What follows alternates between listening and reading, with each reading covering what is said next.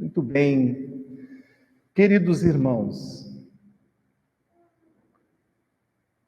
nós estamos num centro espírita que é uma oficina de trabalho.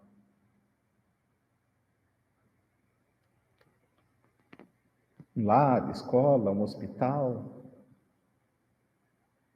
Nossos benfeitores sempre nos disseram: centro espírita é isso, a terra é isso. Na ainda impossibilidade de ser um mundo regenerador, onde só predomina o bem e o mal é algo que destoa. Ainda estamos nessa transição. E o mal ainda campeia. Aparentemente vitorioso, ainda aparentemente. Porque o nosso olhar só divisa uma pequena parcela dessa história. Nós perguntamos aos cristãos que eram destroçados pelos leões naqueles tempos do cristianismo primitivo, quando eles diziam: quando isso vai acabar? De repente, aquele império que parecia inexpugnável, o Império Romano, é derrotado, é submetido às forças dos bárbaros, naquele ano de 405, por um general, o general Alarico, que dizimou e destruiu a cidade de Roma, deixando em ruínas e soterrando ali a missão que Jesus tinha destinado para aquele lugar. Passou. E depois da Idade Média, com todo o abuso, com todo o desmando, com toda a sorte de violência às palavras de Jesus, culminando com guerras santas, como foram as cruzadas, Jesus faz descer na terra o seu discípulo amado João Evangelista, na personagem de Francisco de Assis, para dizer basta ao luxo da igreja, basta a esse desvio de finalidade, de objetivo da religião, que é consolar almas e não amealhar riquezas para si. Que fez esse menino? Vindo de família rica, ele se despojou de tudo. Foi dado como louco, porque andava pelas ruas como mendigo. Mas palavras de Chico Xavier, palavras de Emmanuel, de todos os espíritos que vieram depois de Jesus, aquele cuja vida mais se aproximou a de Jesus foi a de Francisco de Assis.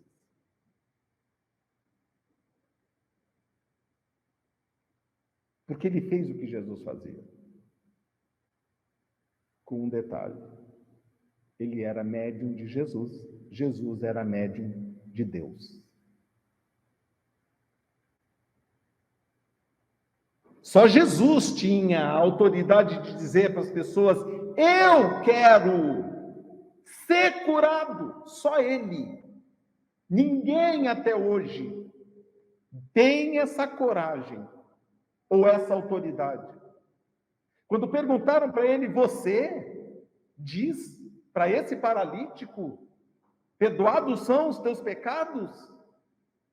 É você quem diz, só Deus pode perdoar pecado. Quem é você? Diziam as pessoas.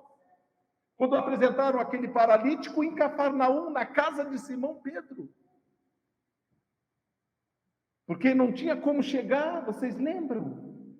Não tinha como chegar na casa de Simão, as multidões cercavam. Um grupo de homens, 4 homens determinados, botou aquela maca nas costas e avançou contra a multidão. Jogaram por cima do telhado, abriram um buraco no telhado e jogaram aquele homem nos pés de Jesus.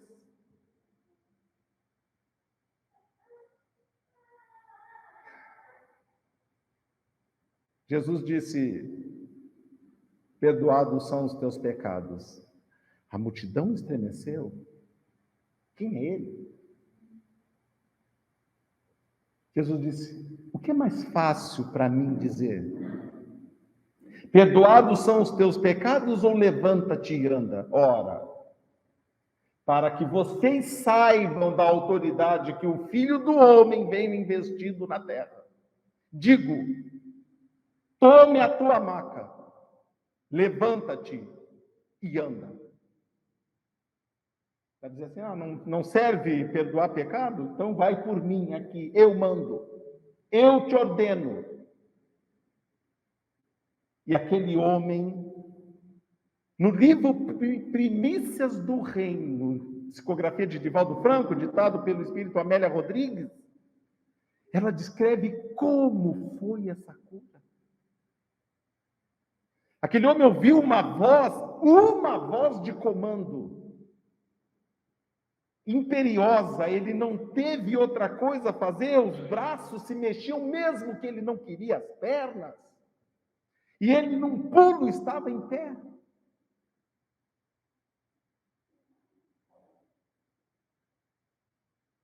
Jesus segurou a mão dele, o homem estava paralítico, desde a infância.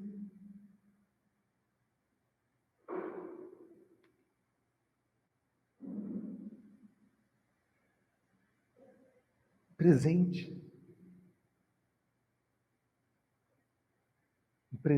de Deus. Francisco de Assis, quando viu aquele leproso, olhou para ele, teve medo. Jesus disse para ele: filho, cavaleiros de Jesus, você tem medo? Apacenta as minhas ovelhas. E ele ouviu aquela voz e o medo foi embora. Abraçou o irmão, banhou o irmão e as feridas instantaneamente se curaram da lepra. Por isso que eu digo, fazer isso, temos conhecimento de Jesus e Francisco de Assis, nesse nível.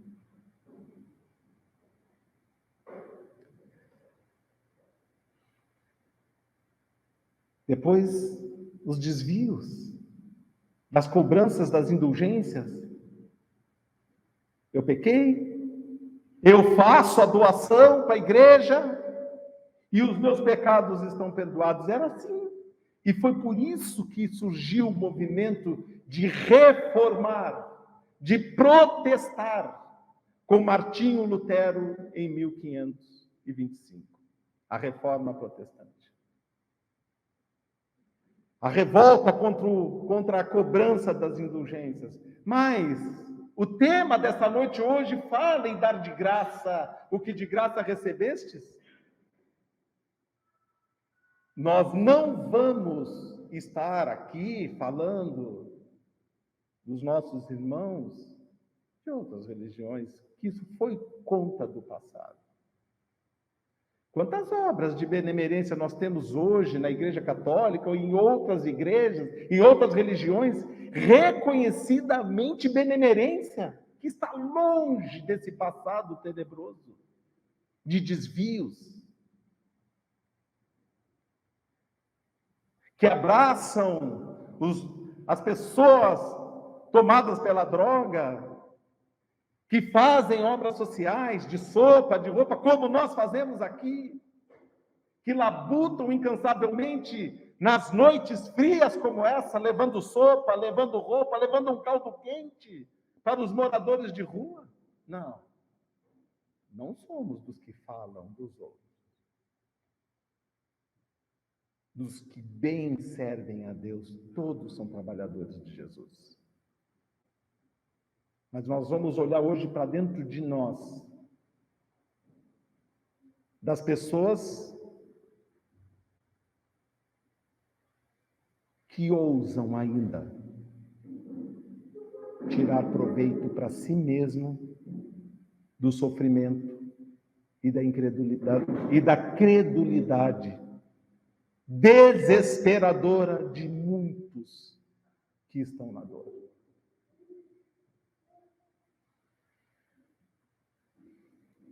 Então, dedicados irmãos, nós temos uma passagem de Jesus para nos ensinar. Nós lembramos daquelas 3 jovens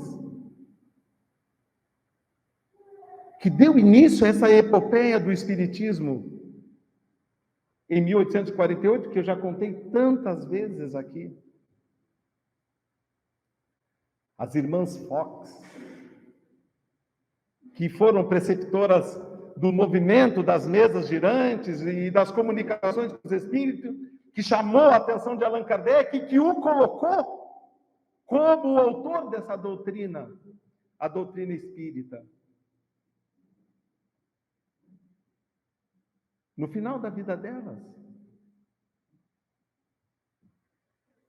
elas foram flagradas em fraude, porque as sessões de efeitos físicos que realizavam, já adultas e maduras, essas sessões de espetáculo de efeito físico, como eram cobradas? O plano espiritual afastou-se, natural, isso é prescrito no Livro dos Médiuns, a suspensão da mediunidade. Quando a pessoa começa a se desviar nesse nível, há uma suspensão da mediunidade.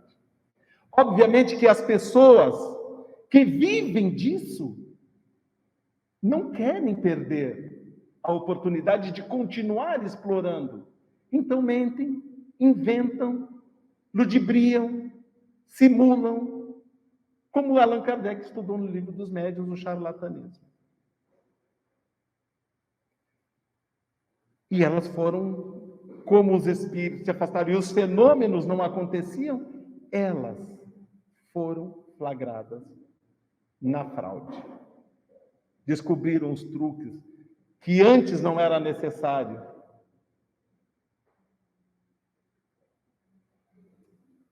E assim, dedicados irmãos, nós olhemos bem o que Allan Kardec vai dizer, o Espírito da Verdade vai dizer no nosso estudo. Nós conhecemos a árvore pelo fruto. Uma árvore má, ela não pode dar bons frutos.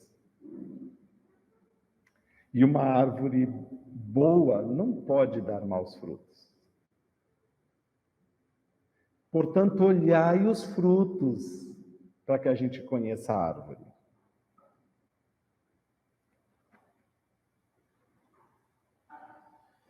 Disse Jesus: curai os leprosos, ressuscitai os mortos, limpai. Curai os enfermos, ressuscitai os mortos, limpai os leprosos, expeli os demônios, de graça recebestes, de graça dai. E aí vem uma mensagem de Allan Kardec. Importante, nós não temos mensagem de espíritos, temos a dissertação de Allan Kardec. Vamos pegar o item 8, que diz assim: qualquer pessoa que conheça as condições em que os bons espíritos se comunicam, sua repulsa a todas as formas de interesse egoísta e saiba como pouca coisa basta para afastá-los. Jamais poderá admitir que espíritos superiores estejam à disposição do primeiro que os convocar a tanto por sessão. Nós temos que entender o que é cobrar. Às vezes não é dinheiro. Às vezes é cobrar uma posição. algum benefício, seja qualquer benefício, qualquer, seja ele qual for, até a cobrança de um reconhecimento é uma cobrança e não é bem vista pelos espíritos, que já começam a analisar se ficam, se vão. E como o trabalho depende dos espíritos, a eles estamos sujeitos. Pode ser que tenha espírito se manifestando através do médium, mas que espírito? Allan Kardec diz aqui: os espíritos levianos, mentirosos e espertos e toda a turba de espíritos inferiores, muito pouco escrupulosos, atendem sempre aos chamados e estão sempre prontos a responder a qualquer pergunta que lhes façam, sem qualquer preocupação com a verdade.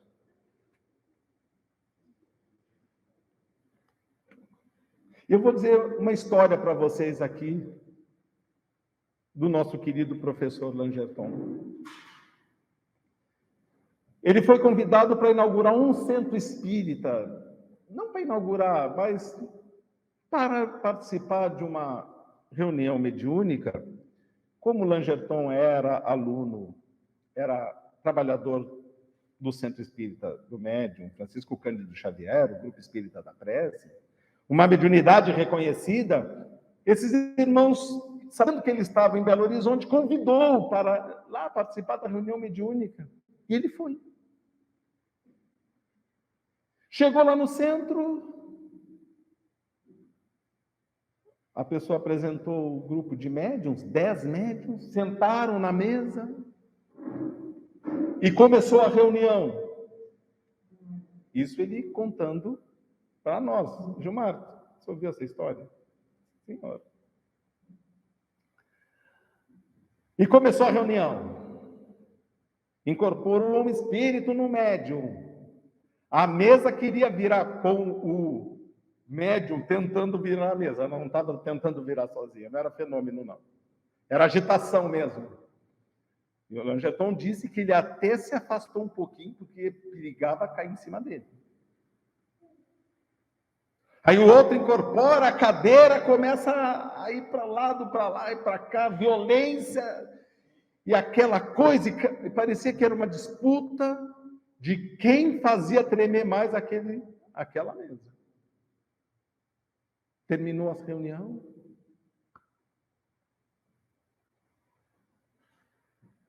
O dirigente chegou para o Langerton. E aí, meu irmão? O que você diz aqui para mim? O que você achou dessa reunião, achando que estava tudo bem? Ele falou: olha, você me perguntou, eu tenho que responder. Aqui ninguém incorporou. Porque eu vejo. Fala para mim. Aí eu acho que já tinha um pouco de Eurípides e Emílio Luz junto ali já. Porque... Fala para mim, meu irmão. Você incorporou? Não, porque é tipo Jesus, né? Falando para as pessoas, não tinha como dizer mentira. E você? Aqui todo mundo simulou. Não tinha espírito nenhum. Acho que todo mundo se arrependeu do convite. Chamaram um médium da estirpe de Langerton para analisar aquilo ali. Depois ele pediu licença e foi embora.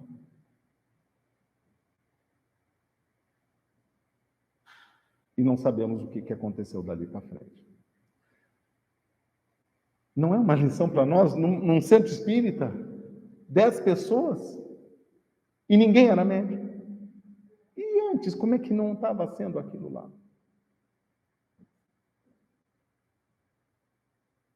Então, dedicados irmãos, nós temos que ver a árvore, ver os frutos, para depois a gente ver aonde que nós vamos confiar. Mas vamos lá. Diz ainda Allan Kardec no item 10 Eu acho que é uma das mensagens muito interessantes. A mediunidade é uma coisa sagrada, que deve ser praticada santamente, religiosamente. E se há uma espécie de mediunidade que requer uma condição de uma forma ainda mais absoluta,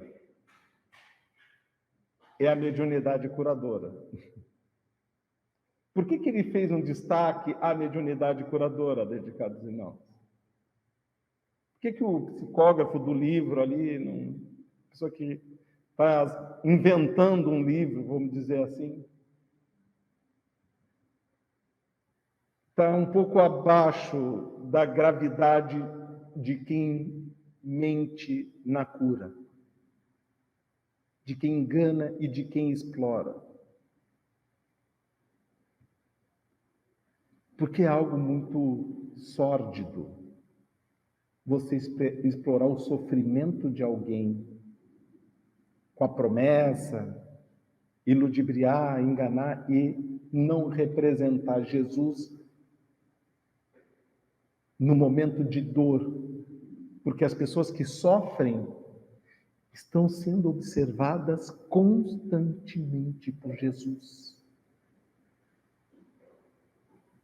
As ovelhas perdidas da casa do meu pai, apacentai. Ele tem um cuidado. O médico oferece o resultado dos seus estudos feitos pelos seus sacrifícios, geralmente penosos. O magnetizador, e nós vamos falar de uma certa forma, os terapeutas, os acupunturistas, são, de uma certa forma, magnetizadores.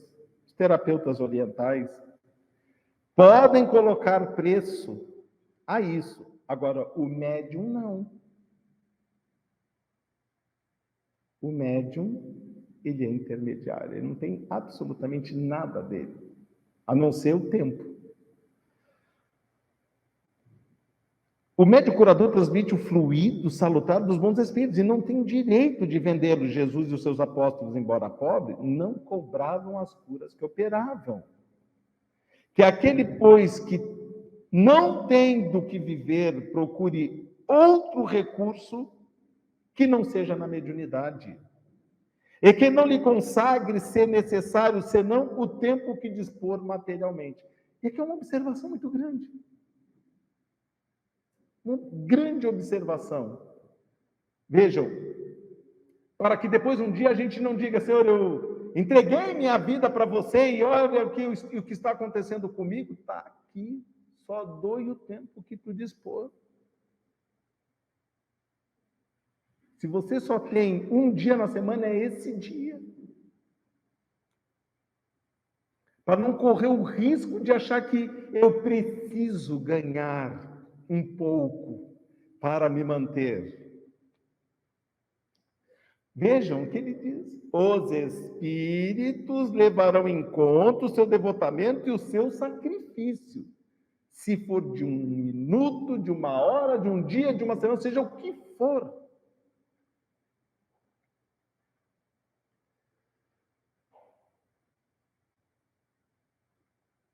Enquanto se afastarão daqueles que pretendem fazer da mediunidade um meio de subir na vida. É o tempo que dispor. Mas, vamos fazer uma reflexão. O quanto tempo que nós dispomos? Se a gente inventar subterfúgios para nunca ajudar em alguma obra de benemerência, seja ela qual for, Deus sabe. O Divaldo sempre conta, eu já contei aqui, volto a falar para os nossos irmãos, de uma senhora que, tendo ela aos 60 anos, disse para o Divaldo, quando eu me aposentar, eu tenho umas coisas para resolver, eu vou me dedicar à mansão do caminho. Divaldo, minha irmã, bendita seja as vós. Quando ela completou 70 anos, Edivaldo, eu me aposentei, mas eu tenho que organizar algumas coisas na minha família, na minha casa, ainda está um pouco tumultuado, mas eu quero ajudar a mansão do caminho. Para minha irmã, bendita seja as vós. Antes ela frequentava e dizia, um dia eu vou. Quando ela começou a dizer, agora eu vou. Quando ela completou 88 anos, estava com inúmeros problemas de saúde, ela disse, Edivaldo, eu vim ajudar na mansão do caminho. Ela falou, minha irmã, o enfermeiro está com você? Porque nós vamos precisar cuidar de você. Inúmeros problemas de saúde, que mal possibilitava ela ficar em pé. É quando não dá mais? Não. Há sempre um tempo para se fazer o bem. É o tempo que nós quisermos. O Langerton, ele sempre dizia, o nosso professor, que nós tínhamos que aprender a orar com os samaritanos.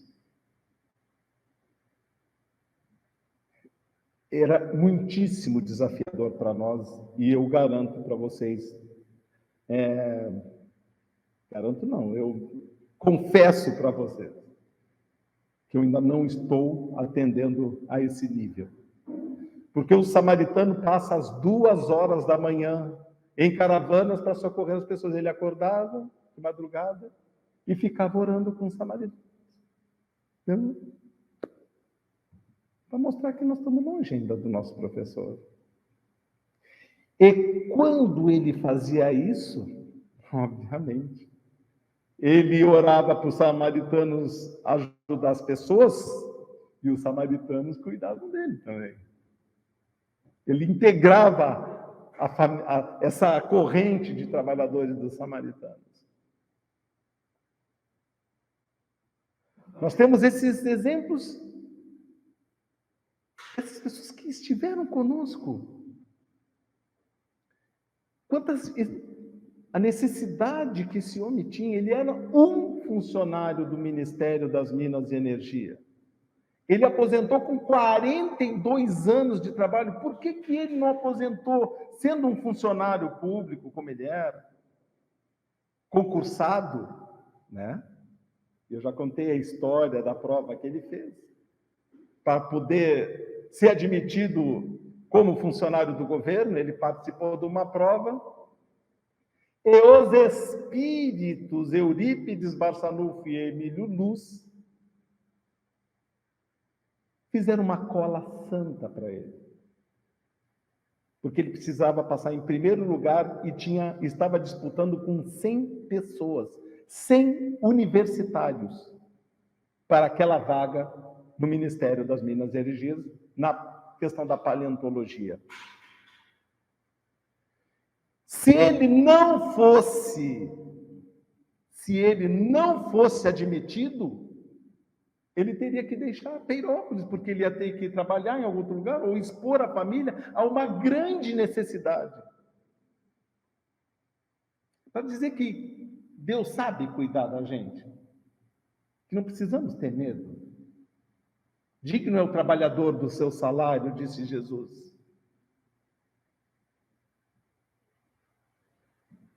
Ele falou, Senhor, é contigo. Eu sou analfabeto, entre aspas, porque ele só tinha a 7ª série. Tem 100 universitários atrás de mim, com PhD, com doutorado, querendo essa vaga, e eu aqui, né? Quando ele vai entrar na porta, Eurípides Barçanufo e Emílio Luz entram juntos, e nós estamos contigo. Ele falou, é hoje. Ele olhou para aquele pessoal e disse, é hoje. Tirou 100%. 100%. E passou em primeiro lugar. Não feliz com isso, Eurípides Barçanufo ditou ali que tinha que fazer uma dissertação sobre algo da paleontologia. Um tratado sobre os quelônios, que não existia em nenhum livro de paleontologia do Brasil e do mundo. Uma novidade, que ganhou as revistas internacionais. As tartarugas. Langerton. Estamos falando da forma com que Deus cuida, da forma com que Deus nos envolve e ampara a todos nós, que não há como duvidarmos dessa paternidade abençoada e bendita.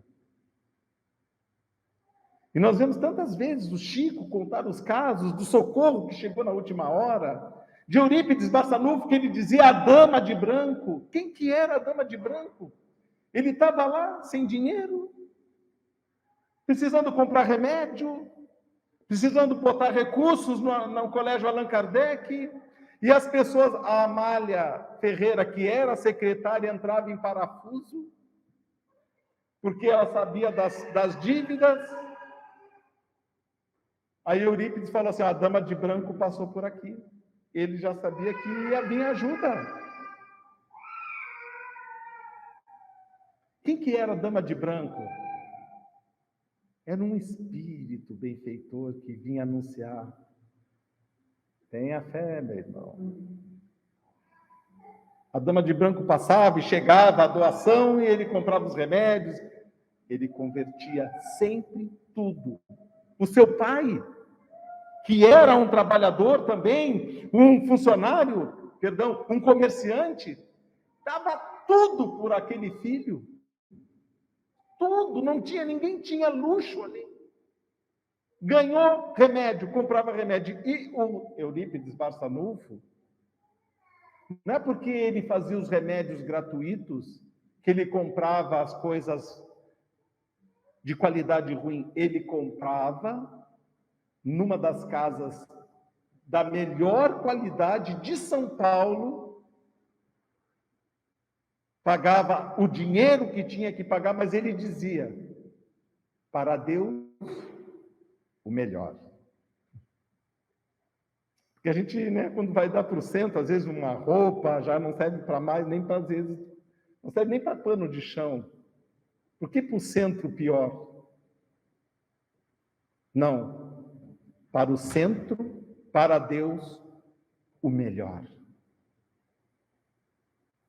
Era esse é o nosso mentor aqui. Esse é o homem que coordena esse trabalho. E eu lembro do Langerton, no dia que nos convidou para trabalhar, ele disse, vai faltar comida na tua mesa, mas não vai faltar remédio na farmácia. Você aceita? Eu falei, eu aceito. É assim que você quer? É assim. E uma vez eu estava assim, bastante... Logo que começamos, obviamente, inúmeras lutas, inúmeras dificuldades. Então eu estava numa condição de dívidas para poder manter o trabalho. E eu recebi na empresa em que eu trabalhava uma promoção. Sim, eu fui promovido. E um aumento significativo.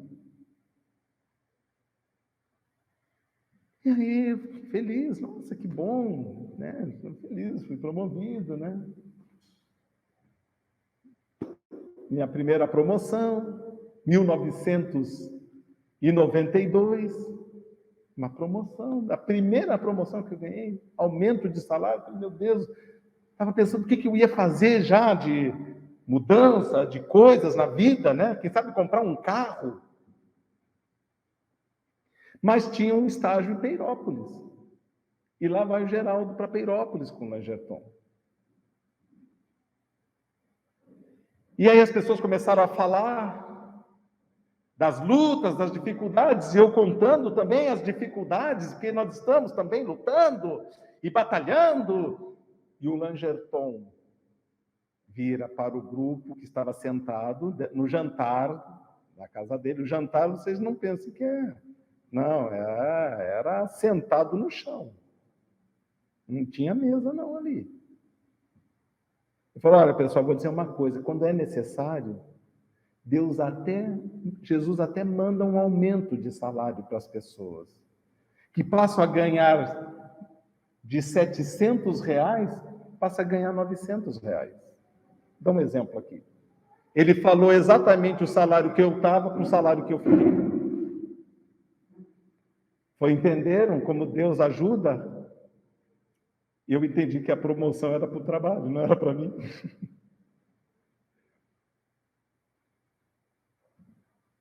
Né? Já foi puxando a orelhinha. Ele chegou, bateu o desespero. Ele ia ter que ir. Foi decretado que encerraram as escavações paleontológicas lá em Peirópolis. E ele, como funcionário, não tendo mais fósseis para ser explorado, o trabalho ia encerrar e novamente ele voltaria ao estado de penúria. Ali, para manter família, manter o trabalho.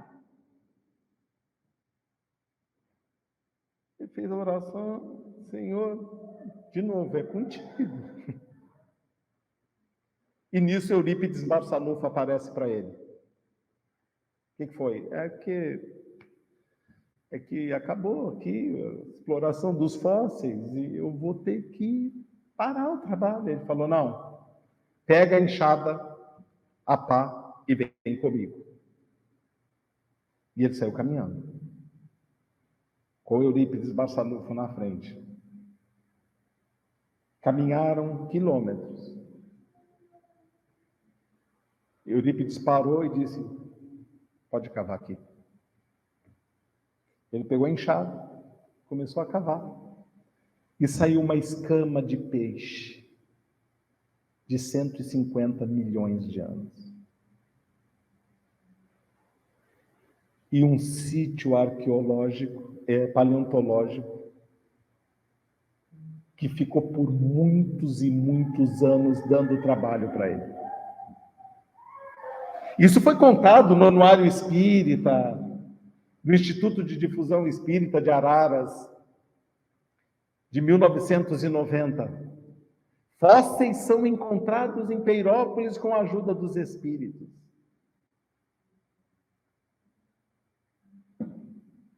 Queridos irmãos, eu queria ler essa passagem aqui, para que a gente possa ter uma noção, porque ela é uma passagem que está no livro Boa Nova,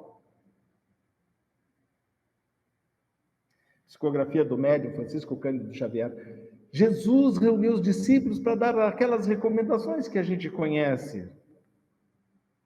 Não ajunteis os supérfluos em alforjes, túnicas ou alpargatas para o caminho, porque digno é operário do seu sustento. E ele dá aquelas recomendações, né, para os discípulos saírem a difundir o Evangelho. Mas tem uma conversa que não foi escrita pelo evangelista e que Humberto de Campos trouxe aqui depois dessa preleção de Jesus. As recomendações foram ouvidas ainda por algum tempo, terminada a locução, foi quando Judas Iscariotes, como que despertando antes de todos os companheiros, daquelas profundas emoções, falou, Senhor, os vossos planos são justos e preciosos. Entretanto, eu vou dizer essa passagem, porque Judas representa, a posição de Judas aqui representa de muitas pessoas no movimento espírita. Vamos falar do movimento espírita e de mais ninguém. São justos, Senhor. Entretanto, é razoável considerarmos que nada poderemos edificar sem a contribuição de algum dinheiro. Olha Judas chegando. Aí Jesus rebate. Será que Deus precisou das riquezas precárias do mundo, precárias para construir as belezas do mundo, Judas? Em mãos que saibam dominá-lo, o dinheiro é um instrumento útil. Mas nunca será tudo. porque acima dos tesouros perecíveis está o amor com os seus infinitos recursos.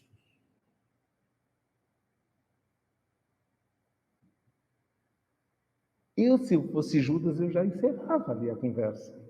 Não insisti mais nada. Porque o laço já foi enrolado ali.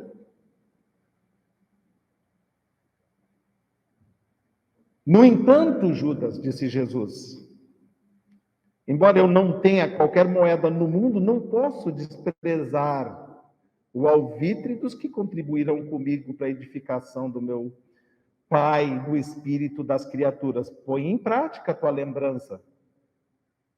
Mas tem cuidado com a tentação das posses materiais. Dos médiuns curadores, a voluptuosidade de adquirir à custa da dor. Organiza a tua bolsa de cooperação e guarda contigo. Vejam, Jesus, você quer fazer uma vaquinha aqui? Faça, mas guarde contigo. Nunca, porém, procures o que ultrapasse o necessário. Agora nós temos que conversar aqui, né? O que eu preciso mais aqui para fazer o trabalho do bem? Qualquer coisa que ultrapassar o razoável para pagar a água, a luz agora e comprar mantimentos, um pouquinho de frasco, remédio, é mais do que o necessário para um centro espírita. Ali mesmo, então, pretextando, Judas fez uma vaquinha entre os apóstolos, ali, cada um deu um pouquinho, né? E aí ele virou para Jesus, imagino que era um pouquinho mesmo, porque todo mundo era pescador, né? Então tirou uma moeda, eu acredito que deve ter tirado R$10 assim e deu para ele ali. É o que dava, né? E Jesus vira para Jesus, Judas vira para Jesus e diz assim: Senhor, a bolsa é pequenina,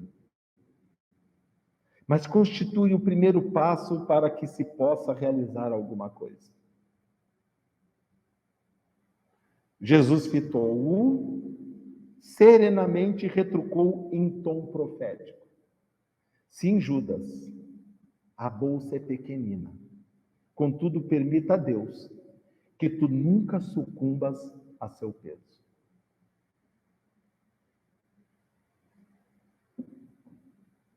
Porque nunca termina bem a exploração da credulidade dos filhos necessitados, dos nossos irmãos. Nunca termina bem. Para quem faz o mal. Nós temos os ensinamentos do Chico. O homem foi autor de 419 livros. De tiragem, passa de 50 milhões de vendas de livros. Muito mais. A pergunta é: o que o Chico pegou para ele disso? Nada. Um dia o pai dele disse: Chico, quando ele era ainda no começo, quando ele tinha recebido o Parnaso, ainda estava iniciando naquela missão, recebendo a fama de ser um médium do quilate que ele era. Meu filho, você vê a nossa miséria, será que os teus mentores não deixam a gente pegar um pouquinho de um livro que tu tem de tantos para a gente apagar essa miséria? E o Chico disse: meu pai, não é meu, eu não posso. Mas veja, eu estou doente, eu estou com artrose, eu estou com artrite, não tenho dinheiro nem para comprar remédio. É assim? E se aqueles que ajudam tanto não vão te ajudar um pouquinho? E o Chico começou a chorar. Porque viu o pai doente pedindo e ele não podia dar. Quando ele começou a chorar, não era à toa que ele era pai do Chico. Ele disse: não, meu filho, esquece. Não, não fica triste, não. Nós vamos dar um jeito. Nunca mais. Nunca mais. Dr. Bezerra de Menezes, esses são os mentores que trabalham conosco.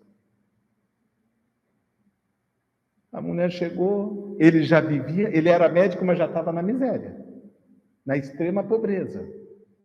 Ele era um médico, mas ele vivia na pobreza. No consultório dele, chegava lá,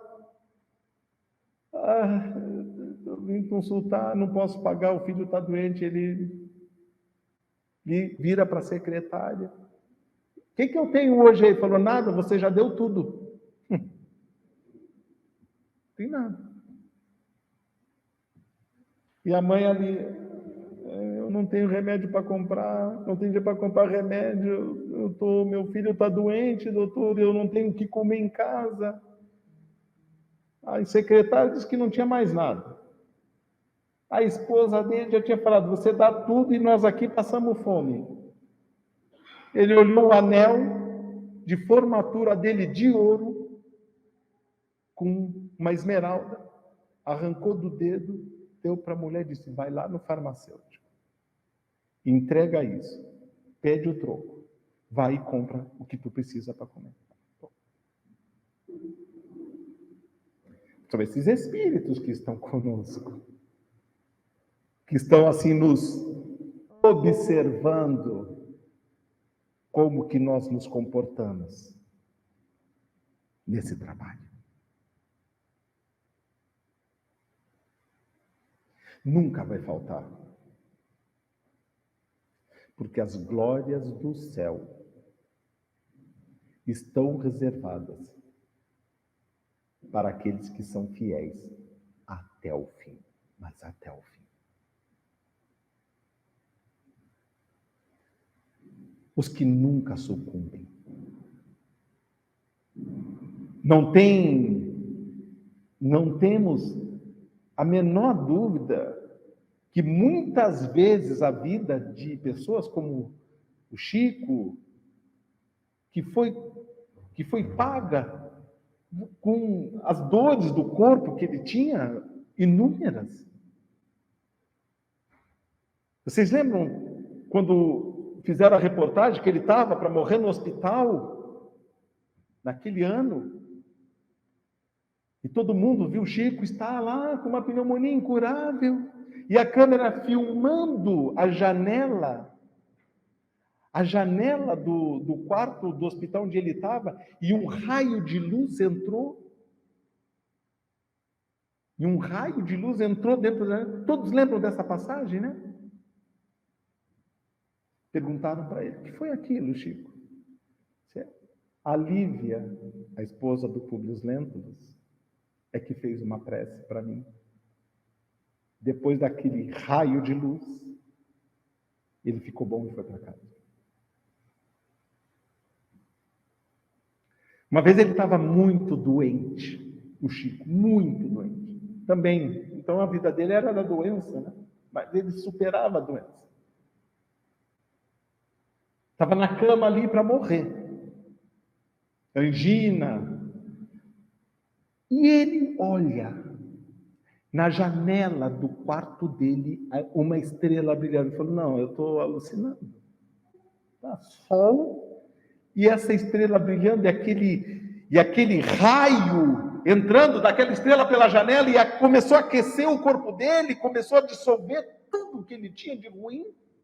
E o Emmanuel aparece para ele e diz, Emmanuel, eu estou ficando bom. Ele perguntou, e aquela estrela lá, agora? Ele falou, Chico, aquela estrela é Lívia, que está orando a Jesus, pedindo o teu restabelecimento. E a prece dela foi ouvida. Uma estrela no céu, à luz do dia. Nós queremos este nível de proteção espiritual. Dai de graça o que de graça recebestes. Estaremos imunes a tudo, mas estaremos sempre sendo experimentados. Qual é o nível do amparo espiritual que nós desejamos para nossas vidas?